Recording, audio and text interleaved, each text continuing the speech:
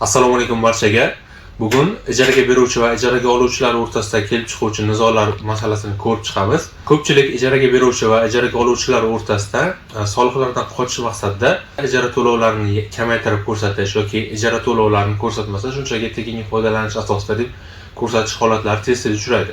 Ya'ni bu holatda siz agarda ijaraga bergan bo'lsangiz mol-mulkni, ijaraga oluvchi aytaylik kelishuvlaringizdan chetga chiqqan holatda yoki kelishuvga erishilmagan taqdirda ijara to'lovlarini berishdan bosh tortgan taqdirda siz ijara to'lovlarini undirish masalasida juda qiyinchilikka uchrashingiz mumkin. Ya'ni to'g'ridan-to'g'ri ijaraga oluvchidan ijara to'lovlarini talab qilib ola olmaysiz.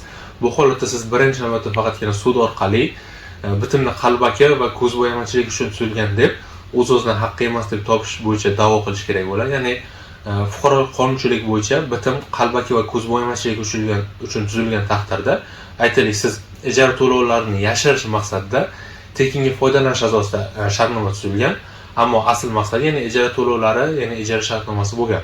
Ya'ni bu holatda agar tekinga tuzilgan foydalanish shartnomasi bekor qilinib, o'z-o'zidan haqqi emas deb topiladi va uning o'rniga ijara to'lovlari asosida tuziladigan ijara shartnomasi amal qilishni boshlaydi. Ya'ni shunaqa deb topilgandan keyin siz ijara to'lovlarini ijaraga oluvchidan undirib yoki talab qilib olishingiz mumkin bo'ladi. Shuningdek, ijaraga beruvchi va ijaraga oluvchilar o'rtasida kelib chiquvchi yana bir nizolardan biri ijara obyektini ta'mirlash masalasi bo'ladi. Ko'pchilik masalan ijaraga olingan obyektni ta'mirlagandan keyin unga qilingan xarajatlarni talab qilish mumkin yoki mumkin emasligi to'g'risida savollarni berib o'tadi. Bu masala bo'yicha Fuqarolik kodeksida aniq qoidalar belgilangan. Ya'ni siz ijara obyektini ta'mirlashingiz mumkin. Ta'mirlashda agarda siz ijaraga beruvchining roziligi bilan shu ta'mirlash ishlarini amalga oshiradigan bo'lsangiz, bu holatda siz ijara shartnomasi muddati tugagandan keyin ijara obyektidan chiqayotgan vaqtda shu qilingan xarajatlarni, ya'ni ta'mirlash uchun ketgan xarajatlarni ijaraga beruvchidan talab qilib ola olasiz. Ya'ni bunda o'sha ta'mirlash uchun qilingan masalan xarajatlaringizni siz ajratib ola olmagan taqdirda, aytaylik masalan siz konditsioner, mebel, texnika yoki shunga o'xshagan narsalar bilan jihozlagan taqdiringizda bularni olib chiqib ketishingiz mumkin.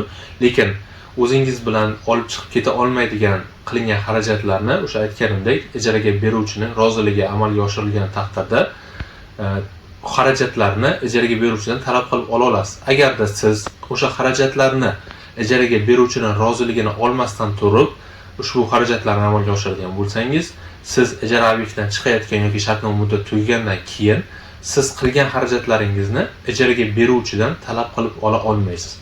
Ya'ni bu masalada aytib o'tganimdek, ijaraga beruvchining roziligi talab etiladi va mazkur harakatlarni amalga oshirishda shartnomada aniq shartlashib olingandan keyin, taraflarning roziligi olingandan so'ng ushbu xarajatlarni amalga oshirish va kelishuvlarni aniq shartnomada ko'rsatib o'tish lozim bo'ladi.